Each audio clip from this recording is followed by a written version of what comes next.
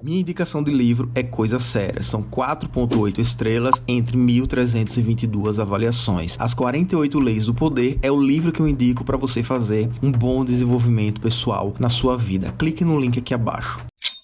Feira, eu recebi um telefonema, ia ter um congresso da Rebecca Brown, você já ouviu falar dela? Ela veio no Brasil, acho que só veio uma vez, só veio aquela vez, né? Veio, e um dos palestrantes, era um congresso onde a cereja do bolo era a Rebecca, né? Então veio um monte de caronice, um monte de gente para pregar, e falando para 5.000 pessoas, um grupo enorme. Eu nunca tinha falado em público para tanta gente, falava dando aula de arte marcial para grupos menores, né? Mas para 5.000 pessoas. E de repente, uma pessoa não pôde participar daquele congresso e cedeu o lugar para mim, né? Foi a Neuza Tioca na época, né? Ela era missionária da CEPAL, ela foi convocada para ir para os Estados Unidos e falou: você deu meu lugar para você, porque ela leu o livro antes, inclusive, né? E aí eu peguei e levei todos os livros que eu podia, levei tudo, ele tinha uma galera da igreja lá, um molecado para ajudar a vender. Quer dizer, no início a barraca minha de livrinho tá vazia, ninguém ligava, virou um balcão de informação. Onde é o banheiro, onde compra a ficha para o almoço, tal, ninguém nem aí. E a barraca da Rebecca Brown vendendo, qualquer coisa que tivesse da Rebecca Brown vendia, o boné da Rebecca vendia. Aí eu fui atrás, né, do altar, tava esperando, eu ia falar antes dela. Então encontrei até com ela na sala, né, mas eu não sei falar inglês, ela estava sem intérprete, então a gente só se olhou assim e não teve comunicação.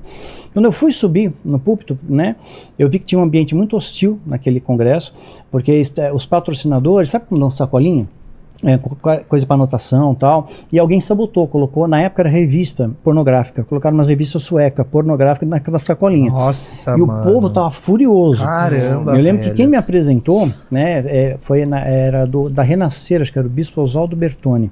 Ele quase tomou uma pessoa da plateia jogou uma sacola com tudo que tinha dentro, jogou, quase pegou nele, passou de raspão. Quer dizer, uma plateia hostil, eu sou desconhecido, e ele me apresenta, aqui uma palavra, faltou, a Neuza não pôde vir, mas vai falar aqui o Daniel Mastral. Ninguém sabia quem eu era. Aí o clima tenso, né? Todo mundo olhando para mim, que é o congresso supostamente satânico, né? Vamos falar do satanismo e uma pessoa que ninguém sabe quem é. E falei o que Deus colocou no meu coração, né? Sem apontamento, sem nada. Eu tinha uma hora, o pessoal ainda me pressionando, tá acabando o tempo e tal. De repente eu terminei, estou terminando de falar, as pessoas estão se levantando e indo e saindo. Falei alguma besteira. Foram comprar os livros. Naquele dia eu vendi 2.000 livros. Caramba. Caraca! Foi um milagre. Vendi tudo. Não, isso. Milagre. Aí você vê, tipo assim, Milagre. a pessoa fala, foi coincidência. Mano, a mulher foi chamada para os Estados Unidos, cedeu o lugar pra ele, sabia do livro, deixou o lugar pra ele. Foi muito doido. Tipo, mano, e vendeu os 2.000 3 dias antes, porque tinha que pagar à vista. Incrível. E o cara ainda imprimiu vista. pro cara, porque as pessoas não fazem isso. Não fazem, custa né? dinheiro. Aí eu paguei um rei, a segunda, com lucro, paguei a segunda edição, na terceira a gente foi patrocinado pela Cor do Begé, que hoje faz óleo de unção, né, o Sérgio Sampaio.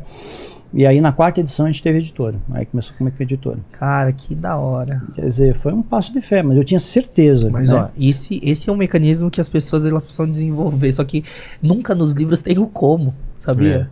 Todo livro que fala sobre o poder da atração, qual que é? Lei da atração, lei da atração, o Napoleão o segredo Hill, do segredo, né? mano, todos os livros que falam sobre desenvolvimento pessoal, riqueza, mentalidade, não sei o que, até o livro do pastor, essa igreja evangélica que é a maior do mundo, foi fundada pelo pastor Paul Yong-Soo, David Yong-Soo, que ele escreveu esse livro, o livro A Quarta Dimensão. Mano, esse livro conectou tantas pontas na minha cabeça, porque eu tinha uma teoria. Fala, cara, a hipnose, a mente, o plano espiritual, isso, aquilo, a influência, tudo. E eu ficava pensando, cara, esse livro fala exatamente tudo que eu tinha construído antes. E é muito louco, cara. A Quarta Dimensão, eu acho que você vai curtir muito, assim. Depois a gente senta pra debater. Mano, é muito louco. Tá. Legal. É basicamente assim, ele fala assim, são 4 coisas que influenciam a dimensão espiritual. Então lá não existe tempo. Existe o tempo Kairos, o tempo de Deus. Isso, aqui é o tempo Cronos, esse negócio que a gente fala, tempo passado, presente e futuro. Só que lá você influencia através daqui. Só que tem 4 coisas: palavras, pensamentos, fé e os sonhos são uma conexão. O momento dos sonhos são uma conexão de Wi-Fi direto com o plano espiritual. E aí você cria lá primeiro e imprime aqui. Aqui você só imprime, no 3D.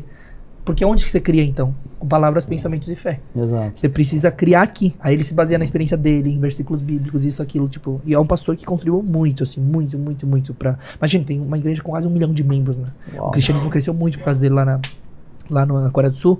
E esse livro, mano, foi chocante. Foi um dos melhores livros que eu já li.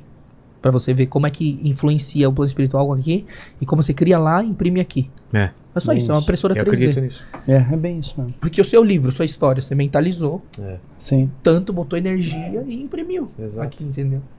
Fala, Lenice. Ó, a Rosângela, ela perguntou aqui se vocês acreditam na lei da atração. A gente acabou de falar. Acabamos de falar isso. Mas é É que, na verdade, não é como se não funcionasse, assim, na minha percepção. Parece Mas é uma forma coisa simples, né? porque parece que é só pensar e imaginar. Não é assim que funciona. Tanto que, tipo assim, as pessoas acham que também é só ficar orando e com a bunda na cadeira, tipo assim, Deus faz a parte dele, a gente faz a nossa parte. Você move a pedra, ele faz o milagre. E aí, tipo, pode ter um efeito contrário que acontece, tipo assim, eu imagino, penso tão focado e colocando energia naquilo, que você tá caminhando pra aquilo. Você tá caminhando e aquilo acontece e fala assim, não, foi a minha mente. Então, foi a tua mente. Porque tudo que é criado pelo ser humano é originado na mente, no primeiro pensamento. Pensei no livro, vou fazer, beleza, se vai acontecer, se não vai, aí depende das nossas ações, tudo. Eu acredito sim que existem mecanismos, só que é incompleto, é falta. Não é só você mentalizar, visualizar tal. Você precisa ter outros elementos que coloquem a frequência e a energia naquele caminho que você tá indo. É a mesma coisa, se eu falasse assim, aquele momento que, tipo, eu tinha certeza, eu falei, você artista celebridade. E aí eu seguia, tipo assim, minha família me obrigando a estudar direito, a trabalhar como corretor de imóveis, não sei o que. Se eu ficasse assim, não, vai acontecer. Mano, não tem como. Tipo, cair do céu assim, porque você tá mentalizando que vai aparecer um carro na sua garagem e continuar no mesmo emprego, com as mesmas reclamações, com o mesmo vitimismo. Tem que mudar muita coisa, são muitas variáveis em si. Então, pra mim, é tipo, faz sentido, mas é incompleto, assim. É como se fosse incompleto. Não é que é uma mentira. Porque tudo começa na mente, eu sei disso. A origem de tudo, toda a criação do ser humano se originou na mente. A lâmpada, a roda, o pneu, o computador, tudo. Se cria primeiro no plano mental. Mas é minha percepção. Sim, e tem coisas bíblicas que comprovam, de fato, fala um pouco sobre isso, de lei da atração. O poder da palavra, do pensamento, isso, aquilo. Mas é complexo, a gente teria que entrar bastante detalhes pra poder falar sobre isso. Fala, Lênis. Ó, o Carlos Henrique perguntou aqui pro Mastral, ele pediu para você explicar um pouco sobre a influência espiritual na questão psicológica e como podemos evitar. Você entendeu a pergunta? Não, então, mas esse é o ponto. A última frase deixa meio confuso. Como que é? A influência espiritual na explicar questão... um pouco sobre a influência espiritual na questão psicológica e como podemos evitar.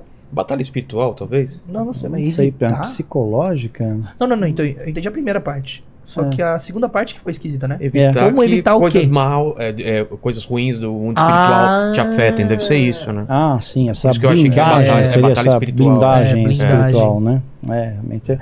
Você não está isento de passar luta, na vida teremos aflições. Jesus quebrou todos os paradoxos.